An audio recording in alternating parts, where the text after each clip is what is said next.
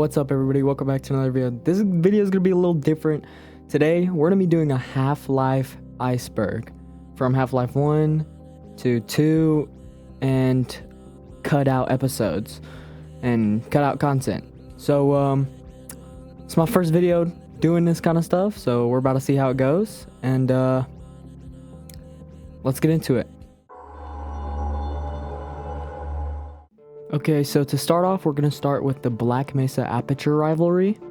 Now, if you don't know, Black Mesa and Aperture are two different companies existing within the same universe. Black Mesa is a science research facility, company, whatever. Aperture is basically the same thing. They're just competing for a government contract so that the government sponsors them and gives them money to do experiments.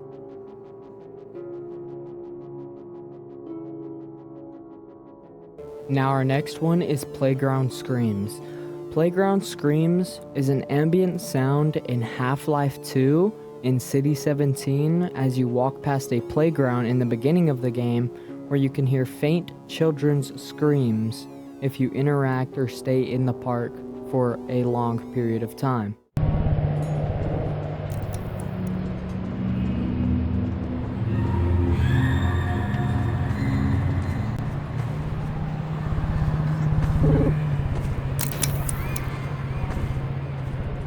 Half-Life 2 beta leaks. Half-Life 2 beta represents a very different Half-Life 2 than what we got in the real world today. Half-Life 2 was supposed to be very dark and gritty, yes, gritty, but actually it was supposed to be a very darker world than what we got in the outcome.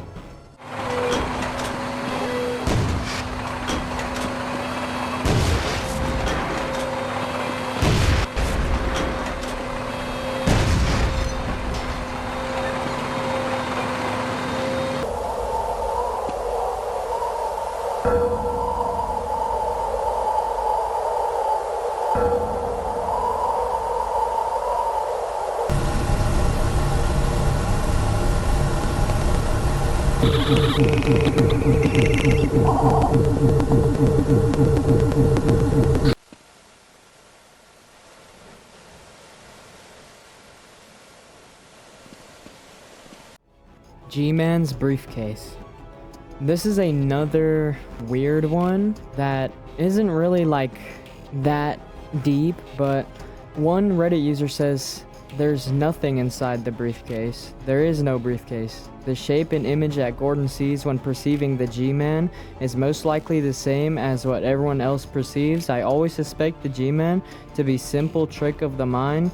I don't even know if he's physically present or if he's just an image he uses.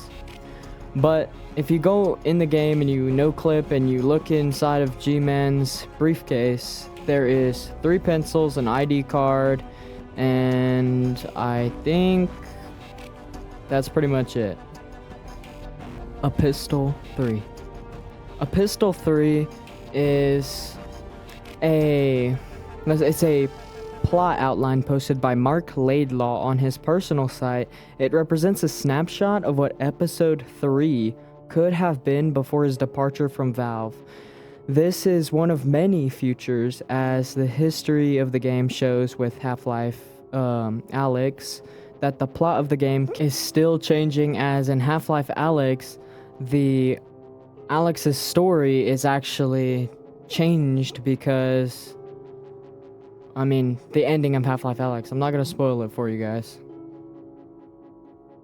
Now, A Pistol 3 is just like it's a story written by Mark Laidlaw of what Half-Life Episode 3 would have been, obviously. And that's pretty much what this is. Now, I'm not going to read it right now, but I will leave a link in the description below if you want to read it yourself. Black Mesa already visited Zen. This is a very simple one. Yes, they already visited Zen, but not everyone in the research facility knew what Zen was or that it was even a thing. I have seen that Gordon Freeman did not know about Zen until, well, he went into Zen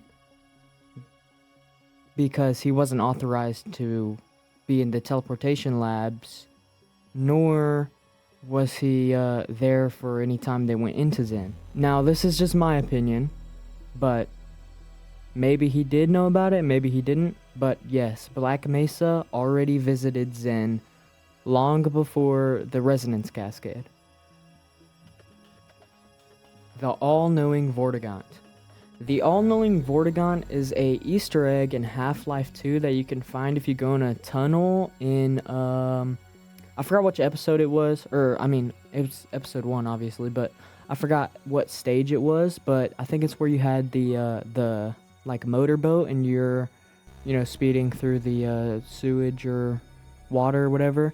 You can go into a tunnel, and the Vortigaunt speaks directly to the person behind the screen, or he, you know, says things that break the fourth wall. I'll play some clips now of what he says.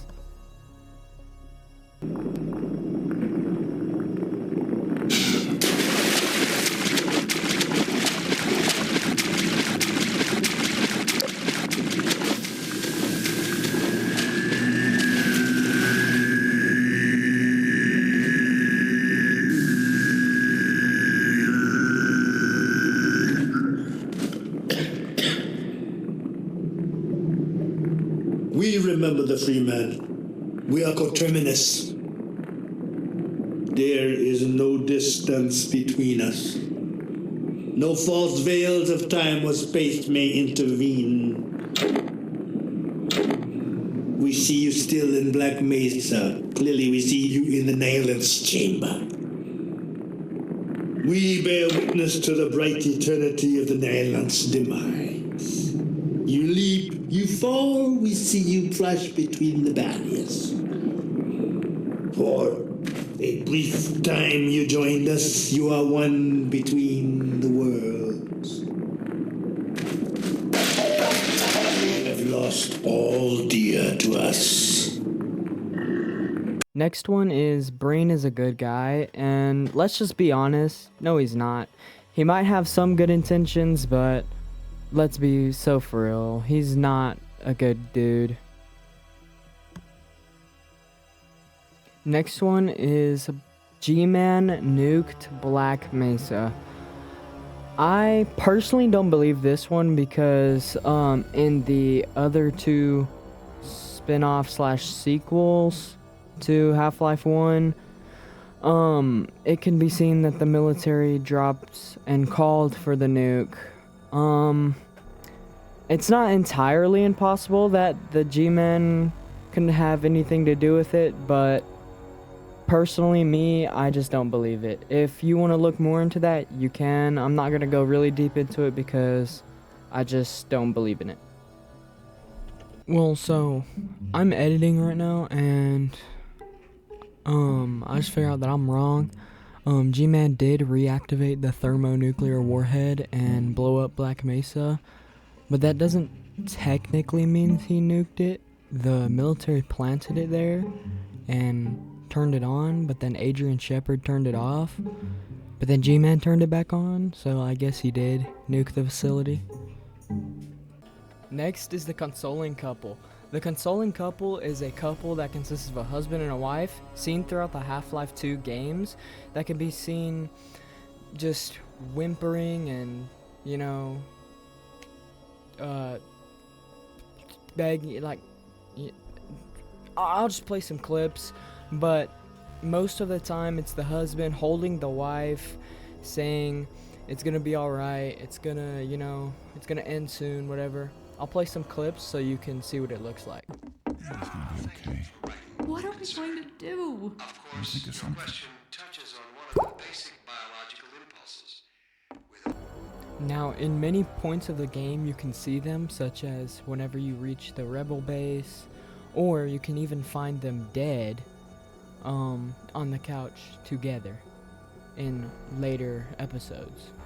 Now the next one is Zombies Are Conscious. Now, this I think is true because you can hear them in their audio file begging for help, like literally begging for help if you reverse it. And even if you don't reverse it, you can still hear them begging for help.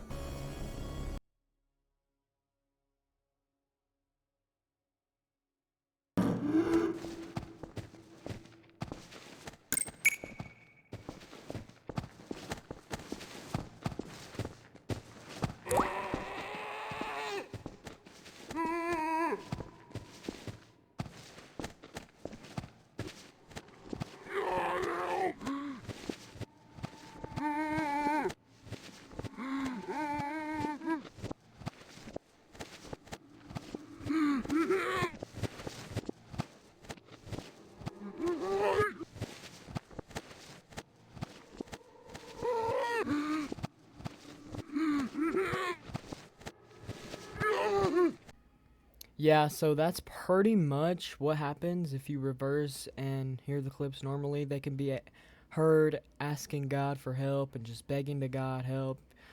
It's really sad and disturbing, but it really helps tie in like what they're going through and, you know, what the Combine brought to Earth. So let's get into our next one.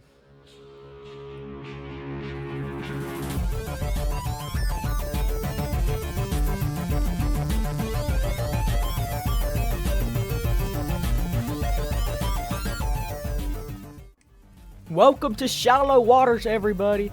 The first one we're going to be doing is child labor in Half-Life 2 beta.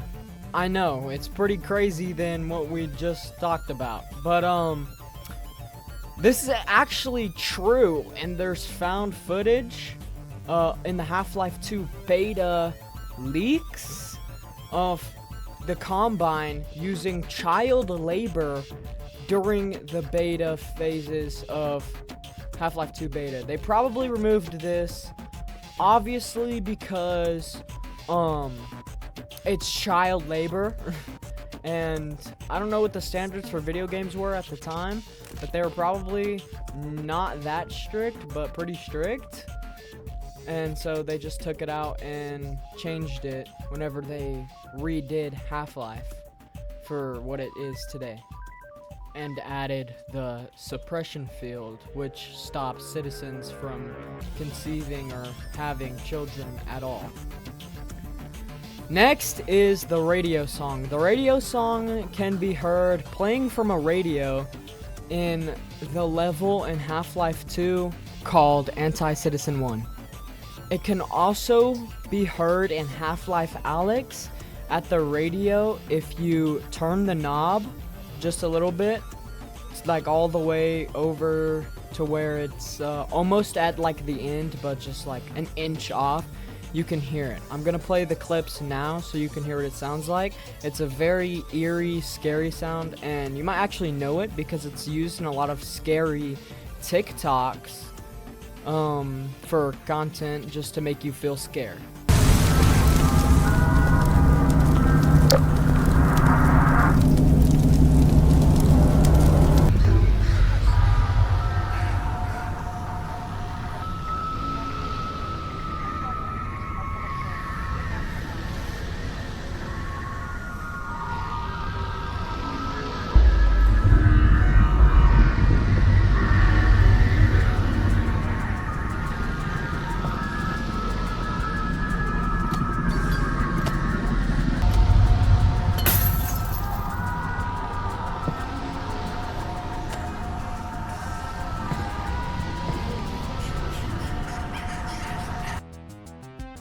And that's pretty much the sounds that these radios, or the sound that you probably heard before. It's called distorted trumpets. That's what people call it. Some people call it the G-Man theme song because the TV in Half-Life 2 has G-Man on it, and it's playing that song. I don't really know too much about this, but all I know is it got really popular on TikTok for like scary videos, and people used it on scary videos all the time. Our next one is free TVs. Free TVs is a line from a citizen back in Half-Life 2 beta. of someone running with a TV, and he says, "Free TVs, get your free TVs." I'll play the clip now. TV! Free TV!